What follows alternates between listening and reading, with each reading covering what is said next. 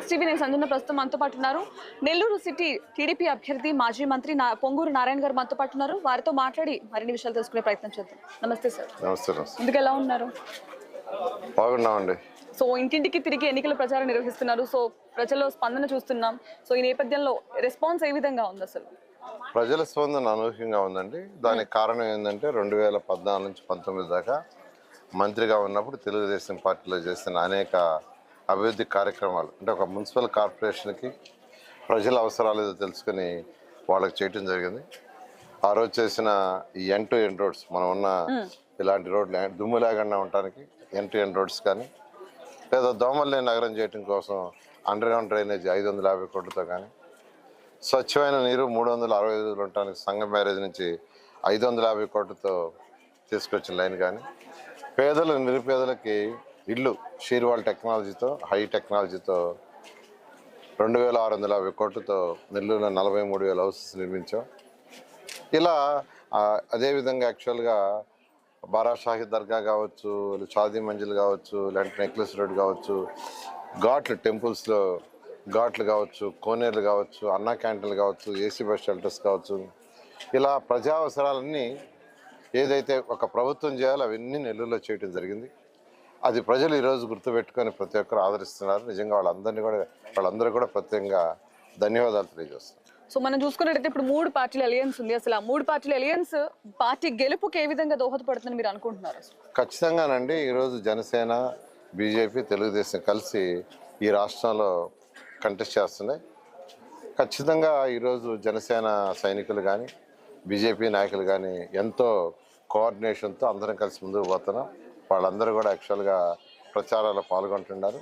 ఖచ్చితంగా దానివల్ల ఈ ఎన్డీఏ కూటమిలో ఏదైతే జరిగామో ఎన్డీఏ తరఫున ఈరోజు యాక్చువల్గా తెలుగుదేశం క్యాండిడేట్గా నేను కంటెస్ట్ చేస్తాను. వేమిరెడ్డి ప్రభాకర్ రెడ్డి గారు ఎంపీ కంటెస్ట్ చేస్తున్నారు. ఖచ్చితంగా అత్యధిక మెజారిటీతో మేము ఇద్దరం గెలవడం జరుగుతుంది. సో మరోవైపు చూస్తున్నట్టయితే మీరు చాలా కాన్ఫిడెంట్ గా కనిపిస్తున్నారు. మీ అపోజిట్ పార్టీ ఎవరైతే ఉన్నారో, మీ అపోజిట్ కంటెస్టెంట్ వీక్ గా ఉండడం వల్ల మీరు స్ట్రాంగ్ ఉన్నారని కూడా మీరు అనుకోవచ్చు. నేను దాదాపు 8 నెలల నుంచి నెల్లూరు టౌన్లో డోర్ టు డోర్ దాదాపు 70,000 ఇళ్ళు తిరిగానండి. మొత్తం 94,000 ఉన్నాయి. ఈ ఎలక్షన్కి 94,000 డోర్ టు డోర్ తిరగదలుచుకున్నా. ఎందుకంటే వాళ్ళ సమస్యలు ఏంటంటే ఒక్కొక్కరికి ఒక్కొక్క సమస్య ఉంటుంది. ఫర్ ఎగ్జాంపుల్ ఇప్పుడు ఒక హాఫ్ అన్ అవర్ మొదలు పెట్టాము. ఇక్కడ మొదలు పెట్టింది అంటే 5 ఏళ్లలో వాళ్ళు చెప్పింది ఏంటంటే, సార్ మాకు ఇల్లు లేవు, పేదలం, మాకు ఇల్లు ఇవ్వలేదు. అప్పుడు టిట్కో ఇల్లు అలాట్ చేశారు, ₹1,00,000 కూడా మేము కట్టాం, ఇది 480 చదరపడుగుల ఇంటికి ఇవ్వలేదు. ఇలా యాక్చువల్గా వాళ్ళ సమస్యలు చెప్తున్నారు. కొందరేళ్ళు ఏంటంటే ఈ దోమలు భరించలేకపోతున్నాను సార్, ఆ అండర్ గ్రౌండ్ డ్రైనేజ్ కనెక్షన్ అంటే తొందరలో ఇచ్చేయండి. ఇలా ఒక్కొక్కరికి ఒక్కొక్క సమస్యలు ఉంటాయి. ఆ సమస్యలన్నీ తెలుసుకోవటం నాయకుడి యొక్క లక్షణం. ఎవరైతే కంటెస్ట్ చేస్తున్నారో కంటెస్ట్ చేసే వ్యక్తి ఆ ఏరియాలో ఆ కాన్స్టిట్యూన్సీలో సమస్యలు తెలుసుకోవాలనే ఉద్దేశంతోనే నేను 94,000 హౌసెస్ తిరగాలని మొదలుపెట్టాను. 70,000 కంప్లీట్ చేశాను. మిగతా 24,000 కూడా ఎలక్షన్ లోపల కంప్లీట్ చేసి ప్రజా సమస్యలను తెలుసుకుని ప్రభుత్వం రాగానే ప్రజా సమస్యలు ఏముండే ఆ సమస్యలన్నింటినీ ప్రజలకి నెరవేరేటట్టుగా చేయటమే నా లక్ష్యం. సో మేనిఫెస్టో అనేది ఒకటి విడుదల చేశారు. మేనిఫెస్టో అనేది గెలుపుకి ఎంత వరకు దోహదపడుతుందని మీరు అనుకుంటున్నారు? ఖచ్చితంగా అండి. పేదలు నిరుపేదలు ఫర్ ఎగ్జాంపుల్ ఇప్పుడు అమ్మఒడని యాక్చువల్గా ఒక కుటుంబంలో ఒక పిల్లవాడికి ఇస్తున్నాడు. రెండో పిల్లవాడి పరిస్థితి ఏంది అంటే, ఒక పిల్లవాడిని చదివించాలా, రెండో పిల్లవాడిని కూలికి పంపించాలా క్వశ్చన్ మార్క్. అందుకనే మాజీ ముఖ్యమంత్రులు నారా చంద్రబాబు నాయుడు ఆలోచించి ఇంట్లో ఎంతమంది పిల్లలు ఉంటే అంతమందికి ఆ యొక్క 15,000 ఇచ్చేటట్టుగా నిర్ణయించారు. అదేవిధంగా 18 ఏళ్ళు దాటిన మహిళ, ఎందుకంటే ఒక దేశమైనా, ఒక రాష్ట్రమైనా, ఒక సమాజమైనా డెవలప్ కావాలంటే మహిళలు ఎడ్యుకేట్ కావాలా, మహిళల యొక్క ఆర్థిక స్థితి పెరగాలి. అందుకే ఆ రోజు ఎన్టీ రామారావు గారు ఆస్తుల హక్కు 50% మహిళలకు ఇచ్చారు. అదేవిధంగా తెలుగుదేశం ప్రభుత్వం లోకల్ బాడీ ఎలక్షన్స్, మున్సిపాలిటీ కావచ్చు, పంచాయతీలో కావచ్చు 30% యాక్చువల్ రిజర్వేషన్ ఇచ్చారు. అట్లా మహిళలని ఆర్థికంగా డెవలప్ చేయాలని 18 ఏళ్ళు దాటిన ప్రతి మహిళకు, 18 ఏళ్ళు దాటిన ప్రతి పేద మహిళకు నెలకు 1,500 ఇచ్చేటట్టుగా అది కూడా తీసుకొచ్చారు.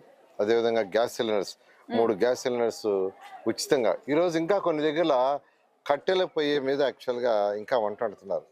నేను యాక్చువల్గా కొన్ని స్లమ్ ఏరియాలో చూశాను, అక్కడ కట్టెల పొయ్యి మీద. అలా కాకుండా ఆరోగ్య పరిస్థితి, వాళ్ళ ఆరోగ్యాన్ని దృష్టిలో పెట్టుకుంటే యాక్చువల్గా గ్యాస్ సిలిండర్స్ ఇవ్వాలి. అందుకనే 3 గ్యాస్ సిలిండర్స్ని ఉచితంగా ఇవ్వటం జరిగింది. ఈ విధంగా అనేక మేనిఫెస్టోలు ఇచ్చారు. ఈ మేనిఫెస్టోని ప్రతి ఒక్కరు అప్రిషియేట్ చేస్తున్నారు.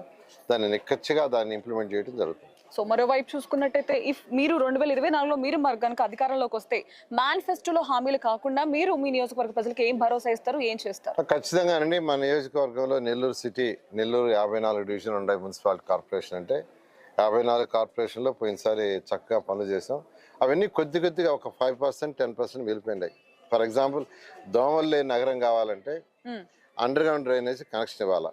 ప్రతి ఇంటి బాత్రూమ్ నుంచి వచ్చే నీళ్లు కానీ, టాయిలెట్స్ నుంచి వచ్చే నీళ్లు కానీ, వంటగది నుంచి వచ్చే నీళ్లు కానీ అవన్నీ ఇప్పుడు సైడ్ కెనాల్స్లో పడుతున్నాయి. సైడ్ కెనాల్స్లో మురుగు చేరుతుంది. అక్కడ దోమలు ఉత్పత్తి అవుతున్నాయి, పెరుగుతున్నాయి. సో సైడ్ కెనాల్స్లో నీళ్లు లేకుండా ఉంటే దోమలు రావు. సైడ్ కెనాల్స్లో నీళ్ళు లేకుండా ఉండాలంటే ఇంటిలో నుంచి వచ్చే బాత్రూమ్ నీళ్ళైనా, వంటగది నీళ్ళైనా, టాయిలెట్స్ నీళ్ళైనా కనెక్షన్ ఏదైతే నెల్లూరు మొత్తం అండర్ గ్రౌండ్లో డ్రైనేజ్ చేస్తున్నామో దానికి ఇవ్వాలా. అది కేవలం 10% పని. దాన్ని 5 సంవత్సరాలు వైఎస్ఆర్సీపీ చేయలే. రాగానే దాన్ని చేసి చక్కగా నెల్లూరు నగరాన్ని దోమలు లేని నగరంగా చేయటం నా ఉద్దేశం. అదేవిధంగా డ్రింకింగ్ వాటర్, పెన్నారి వారి నుంచి డ్రింకింగ్ వాటర్ తీయటం వల్ల సమ్మర్లో వాటర్ ప్రాబ్లం వస్తుంది. అది రాకూడదని 550 కోట్లతో మనం సంగం బ్యారేజ్ నుంచి పైప్ లైన్ వేసి మొత్తం నెల్లూరు సిటీ మొత్తం చేసాం. కనెక్షన్స్ ఇవ్వాలి. నేనున్నప్పుడే 3 వార్డులు కనెక్షన్ ఇచ్చాము.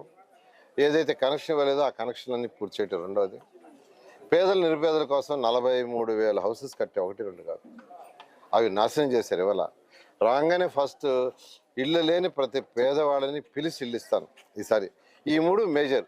వాటి తర్వాత ఏదైతే అన్నా క్యాంటీన్లు ఓపెన్ చేయటం, బస్ షెల్టర్స్ ఓపెన్ చేయటం, బారా షాహిద్ దర్గా phase 2 డెవలప్ చేయటం, అదేవిధంగా నెక్లెస్ రోడ్డు, ఇలా అనేక ఉన్నాయి. అవన్నీ తీసుకోవడం జరిగింది. ఇవన్నీ కూడా చేసి నెల్లూరు ప్రజలకి, నెల్లూరు సిటీని ఒక స్మార్ట్ సిటీగా, భారతదేశంలో వన్ ఆఫ్ ది బెస్ట్ సిటీగా చేయటమే నా టార్గెట్. సో మొత్తానికి మనం చూసుకున్నట్టయితే వైసీపీ టీడీపీ మధ్య ఎలాంటి పోటీ నిలగలిపోతుంది? అసలు ఈరోజు నెల్లూరులో ప్రజలు ఒకటే. ఎప్పుడైనానండి ప్రజలకు సేవ చేస్తే ఆదరిస్తారనే దానికి ఇదే నిదర్శనం. 2014 నుంచి 19 దాకా ఏదైతే చేసామో అందుకనే ఇప్పుడు ఈరోజు మేము ఎక్కడ మాట్లాడినా ఎవరిని విమర్శించట్లా.